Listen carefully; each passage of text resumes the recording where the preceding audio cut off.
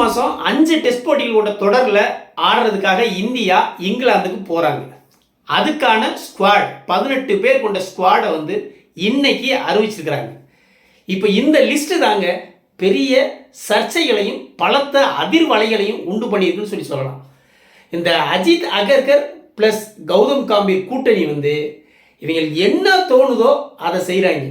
ஒருத்தன் பிடிச்சவனாக இருந்தால் அவனுக்கு வாய்ப்பு கொடுக்கறது, ஒருத்தன் பிடிக்கலையா இருந்தால் அவனை அடியோடு ஒழிக்கிறது. இதைத்தான் 2 பேரும் தொடர்ச்சியாக செஞ்சுட்டு வர்றாங்க. இதை ரோஹித் சர்மா ஒரு உதாரணம் சொல்லலாம். ரோஹித் சர்மாவுக்கு வந்து ஒரு நெருக்கடி கொடுத்து ஓய்வு பெற வச்சாங்க.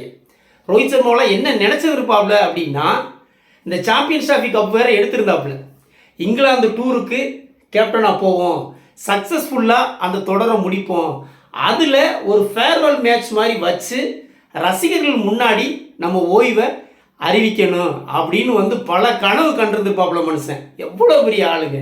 அந்த கனவுல அப்படி மண்ணள்ளி தூக்கி போட்டாங்க.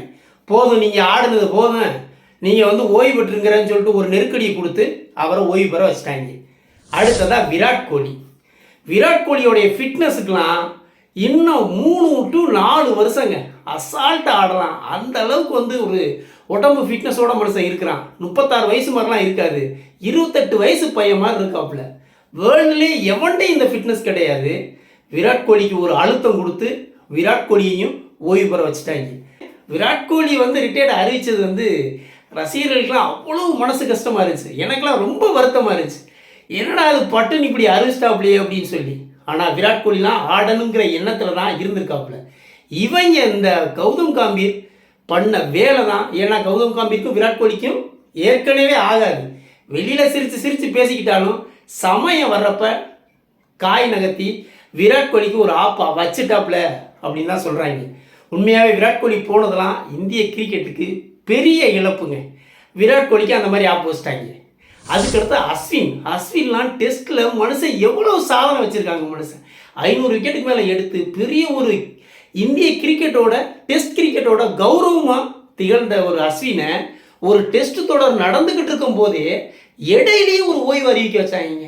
அதெல்லாம் என்ன மாதிரியான ஒரு கேவலமான வேலையை இவங்க வந்து பண்ணுறாங்க அப்படின்னு வெளி உலகம் தெரியாட்டாலும் நம்ம இதை வந்து க்ளோஸாக வாட்ச் பண்ணுறதுனால நமக்கு தெரியுது.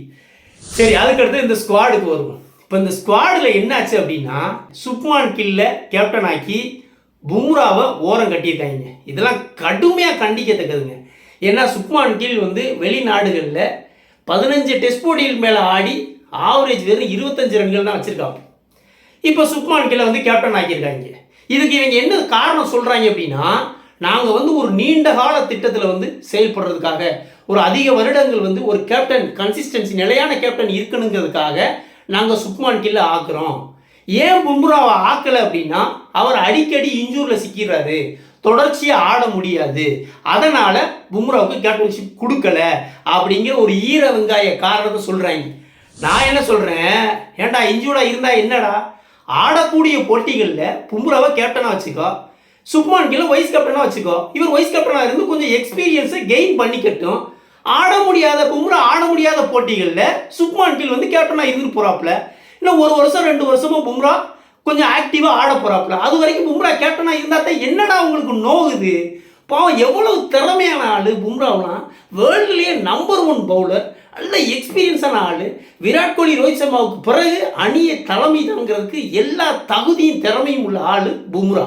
அந்த பும்ராவை ஓரம் கட்டிட்டு சீப்பான ஏதோ இன்ஜூர்டு அப்படிங்கிற ஒரு சீப்பான காரணத்தை சொல்லி பும்ராவை ஒதுக்கிட்டு சுப்மான் கில் கையில் கேப்டன்ஷிப்பை கொடுத்துருக்காங்க. பும்ராவுடைய மனசு என்ன பாடுபடும் அப்படிங்கிறத நான் சொல்லி உங்களுக்கு தெரிய வேண்டியதில்லை. சரி, அதுக்கடுத்து இந்த ஸ்குவாடுக்கு வருவோம். சர்ஃப்ராஸ் கான் அப்படிங்கிற வந்து ஒரு இளவயது பிளேயர், வளர்ந்து வர்ற ஒரு பிளேயரை அடியோட ஒழிச்சு கட்டுற வேலையை பார்த்துட்டாங்க.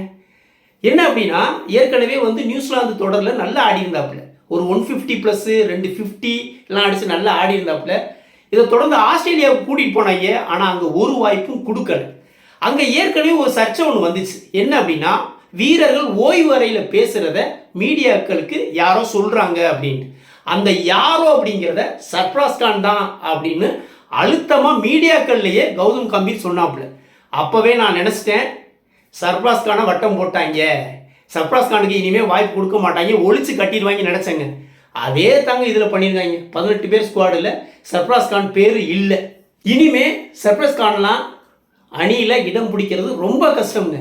சார், வளர்ந்து வர்ற பிளேயரு, ஒரு சின்ன பையன், ஒரு சாதாரண பேக்ரவுண்டில் இருந்து வந்த ஆள், உள்ளூர் கிரிக்கெட்டில் அவ்வளவு திறமைகளை வெளிப்படுத்தி கஷ்டப்பட்டு இந்திய அணியில் இடம் பிடிச்ச ஆளை ஒரு திறமையின் அடிப்படையில் ஒதுக்குனாலும் பரவாயில்ல, ஏதோ சின்ன பிள்ளைய மாதிரி ஏதோ ட்ரெஸ்ஸிங் ரூமில் பேசுனதை வெளியே சொல்கிறாப்புல அப்படிங்கிற மாதிரி ஏதோ சின்ன பசங்க ஆடுற கிரிக்கெட்டில் பண்ணுற மாதிரி அதை ஒரு காரணமாக வச்சு அதை மைண்டில் வச்சு ஒரு திறமைக்கு மதிப்பு கொடுக்காம ஓரம் கட்டினது அப்படிங்கிறது யாராலையுமே ஏற்றுக்க முடியாதுங்க.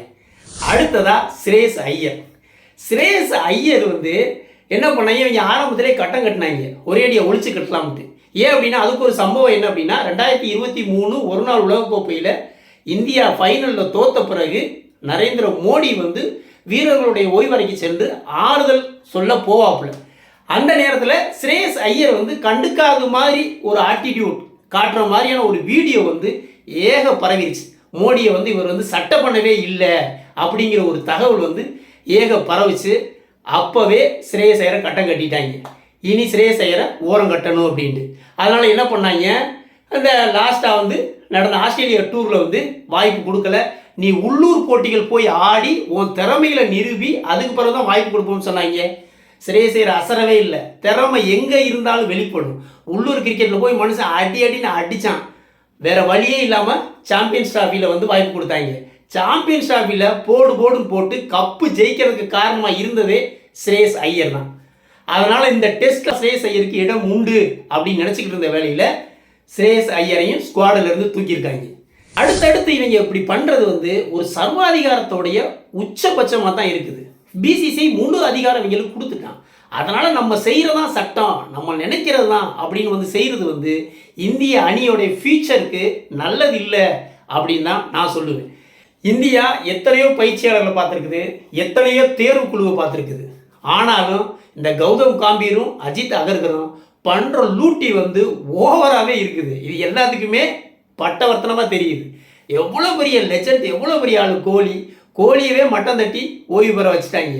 அந்த அளவுக்கு இவங்ககிட்ட அதிகாரத்தை இந்த பிசிசிஐ கொடுத்துருக்குது. நீ என்ன வேணாலும் செய்யலாம். எது வர அப்படின்னா, இந்திய அணி சீரா வெற்றிகளை குவிச்சு எந்த பிரச்சனையும் இல்லாமல் போய்கிட்டு இருக்கிற வரைக்கும் நீ செஞ்சது அப்ரூவ் ஆகும்.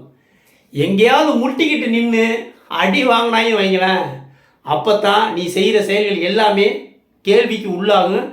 கிழிச்சு தோரணம் கட்டிடுவாங்க. அதை கௌதம் காம்பீரும் அஜித் அகர்கரும் மைண்டில் வச்சுக்கணும். இந்த பதவிகள்லாம் எப்போதும் உங்களுக்கு நிரந்தரம் இல்லை அப்படிங்கிறதையும் நீங்கள் புரிஞ்சுக்கணும். வீடியோ பிடிச்சிருந்தா லைக் பண்ணுங்கள், குறிப்பாக சப்ஸ்கிரைப் பண்ணுங்கள். மற்றும் ஒரு வீடியோவை சந்திப்போம். நன்றி.